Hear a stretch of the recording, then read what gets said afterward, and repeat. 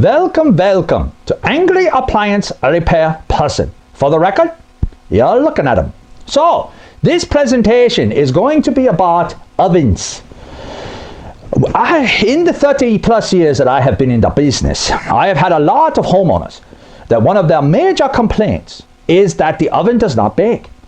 Their old oven that they had from the 60s and 70s, or when they were a wee little tot, they had these ovens that they would put in, and you could follow great-great-grandma's recipe for apple pie. And that apple pie came out just fine. But you use that recipe in a brand new oven made today, and it doesn't work. Most of the time, not always, most of the time it's too cold. That when the oven is done and the timer goes off, you open the door and it's not done. It's not even close. It's doughy in the middle. So that has been a big issue with these new energy efficient ovens. Whether it's gas or electric, doesn't matter. They both work on the same principle. Now I apologize, I'm going to use a big word. We now use computers, which we call ERCs, electronic range control.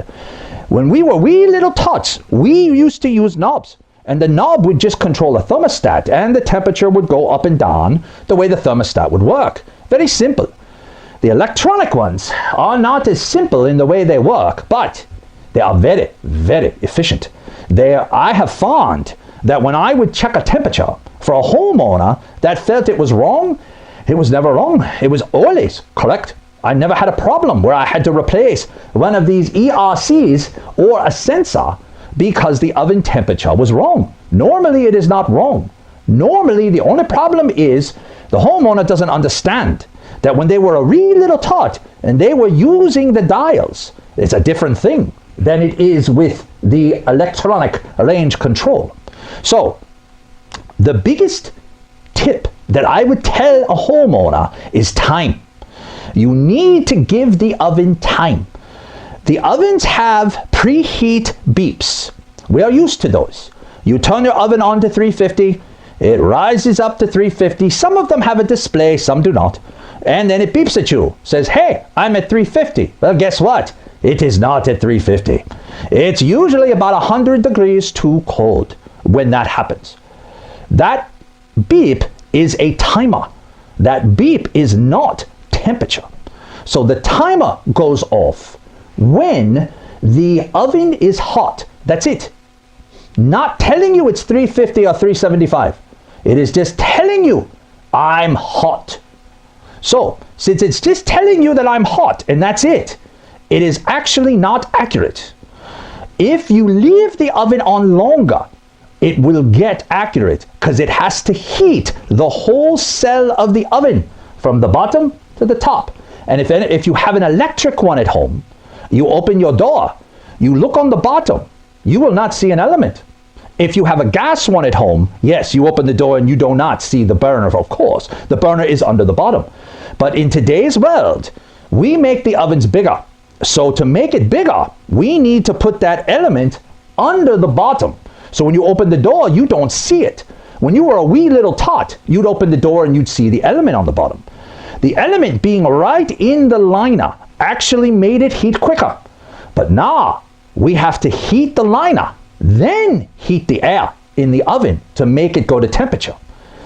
But as you will hear me say many times, yes, and I believe most of the people watching this presentation will agree with me, Americans are very impatient.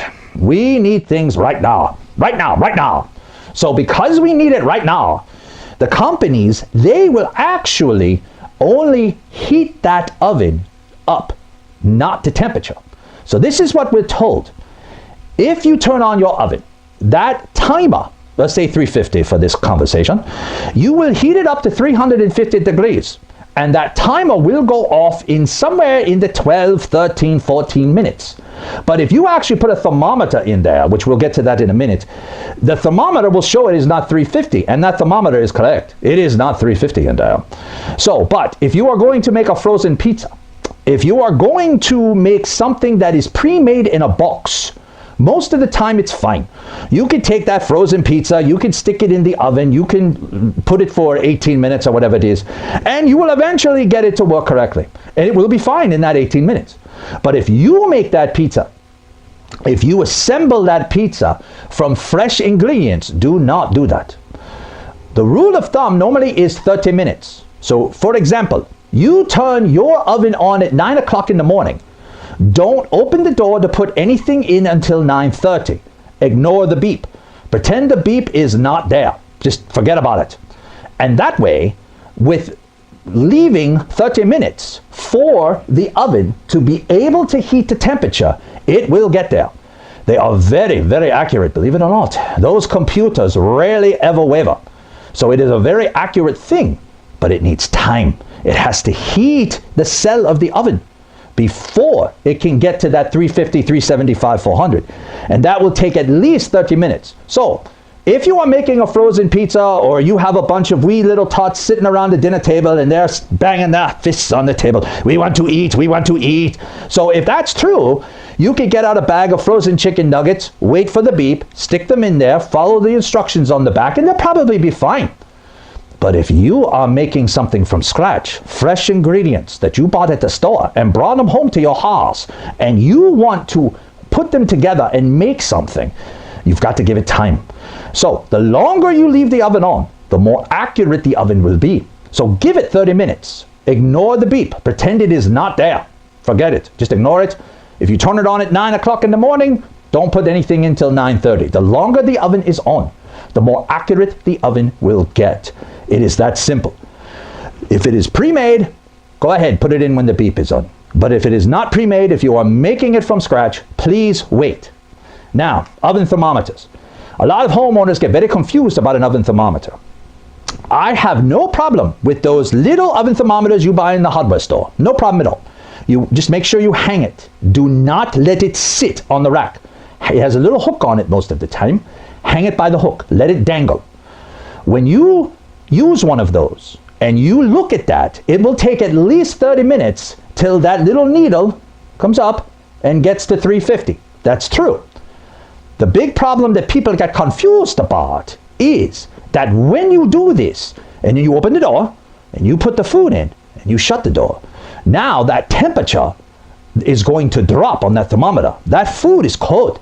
That heat is going to get sucked into that food, and that thermometer is going to drop. Now eventually it will come up, but it is a very slow process. So if you put your food in, you ignore the thermometer. Never look at it again. If you do look at it again, you're going to see it's cold and you're going to think, oh, no, I need to call the serviceman because something's wrong. No, it isn't. It is just taking time for the heat to get back to up to the temperature on the thermometer because the food is sucking it in. The computer, of course, is going to turn on the elements or the gas, one or the other, and it is going to heat it back up. So there is no problem there. But you have to make sure that you do not look at that thermometer after you put the food in. Now, one of the biggest problems that we have with new ovens today, ovens are very quick. These computers are very, very exact, and they go up and down very quickly.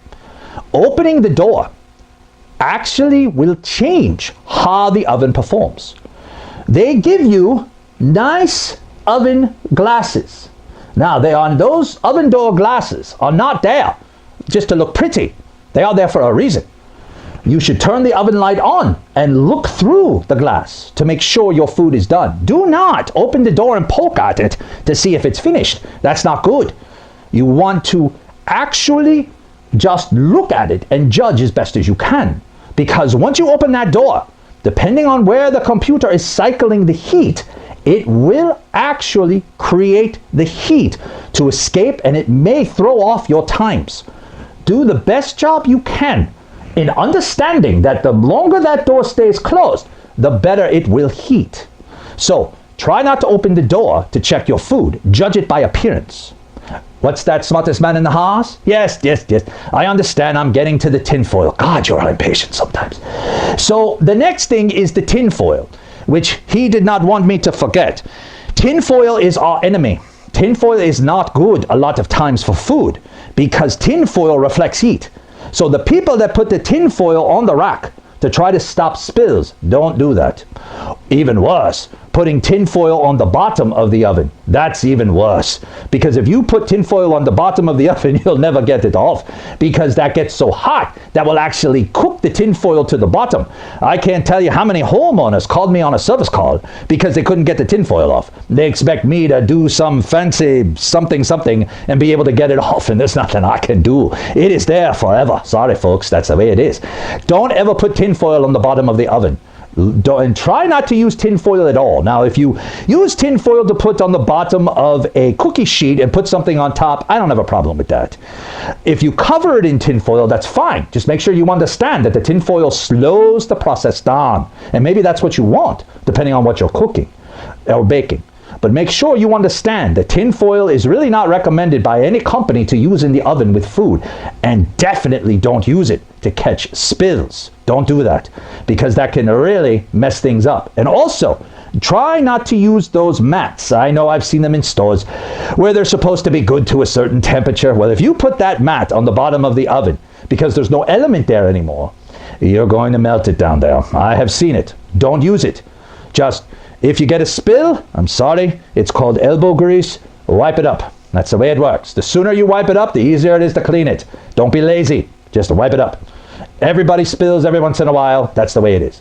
So, no tin foil, 13-minute wait time. Try not to open the door. And if you want to use a thermometer, that's fine. I have no problem with the thermometer. Just make sure you understand that the thermometer basically is one of those things that the thermometer can only be watched when the oven is empty, not full.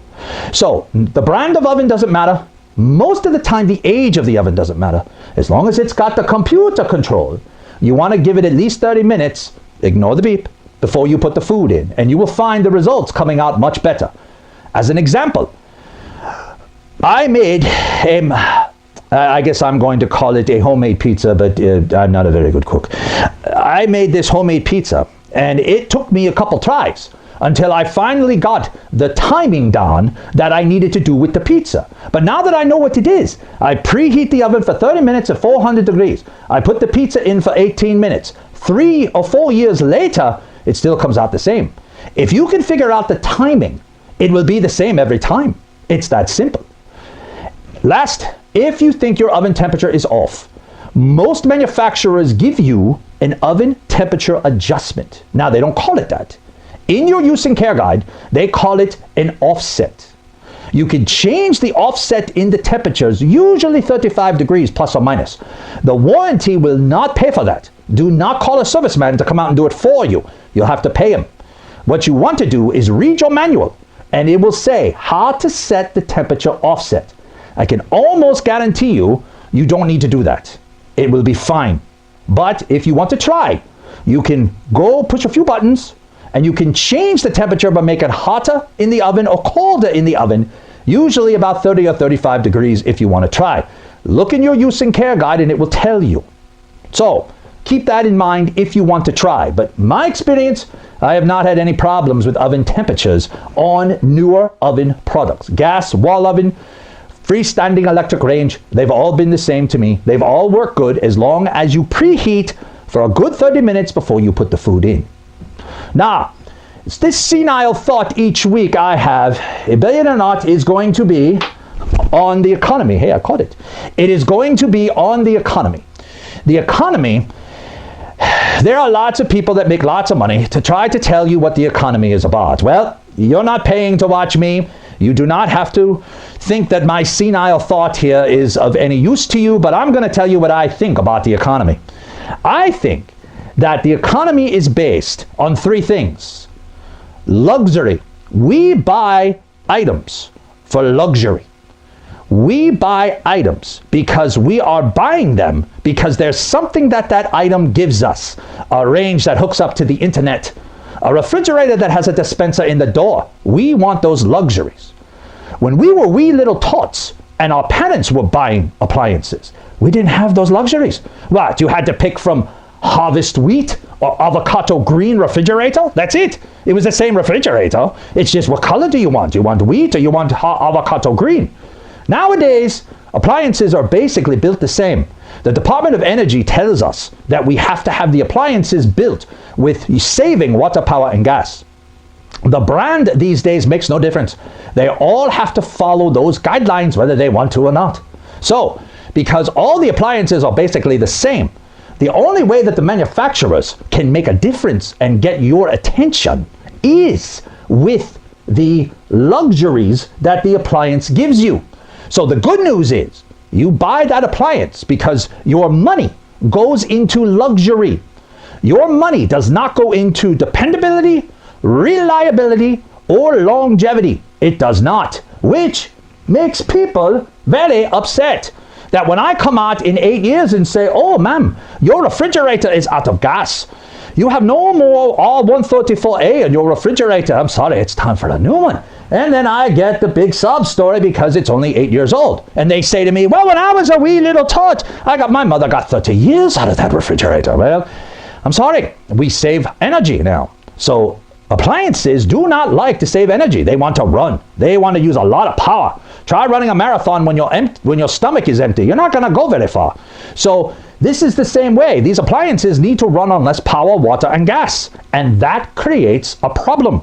And that gets people very upset because it only lasts 7 or 8 years. But you are saving power, water, and gas in those 8 years where we wouldn't have done that in the 80s. Good news, bad news, you decide. But the bottom line is, don't think if a refrigerator costs $500 more than another refrigerator, that $500 more expensive refrigerator is better. That is wrong. The $500 more expensive refrigerator has more luxuries. If any salesman ever tells you that, hey, buy this more expensive one, it'll last you longer, walk out of that store. He is lying. There is no difference in how they are made. The government controls most of that these days. The Department of Energy will control how things are built because they have to save water, power, and gas. So, to buy the luxuries, you buy an appliance like a oven, as an example here, that has convection because you want to cook with convection. Well, wonderful. Then spend the money for convection. If you're not going to use convection, why buy the thing? Just buy a standard one. I don't understand. But salespeople are going to try to talk you into more expensive units. So if they do that and they suit you, you buy an appliance that suits you, not an appliance that suited your mother or your grandmother. You buy the appliance that suits you. Because no matter what appliance you buy, you are not going to be happy in 10 years or so when an appliance man comes out and says, oh ma'am, I'm sorry, it's going to be $600, $700, $800, $900 to fix. And you're going to say, oh no, I am not going to fix that. Okay, then you have to go buy a new one. But no matter how much money you spend on the appliance, or possibly the toaster, or the TV, or even a car, and you spend that much money, you are not going to get the longevity out of it with the more money you spend. Don't think you will. So, just to understand, don't let the money control what you purchase for. If you're looking for something that is a longevity, sorry, buy a cheap appliance then. Because you're going to get 10 years out of the cheaper one. Just as probably you're going to get 10 years out of the expensive one. But the expensive one will have more luxuries. Please keep that in mind when the time comes to go shopping. And as always, we thank you for spending some of your day with us.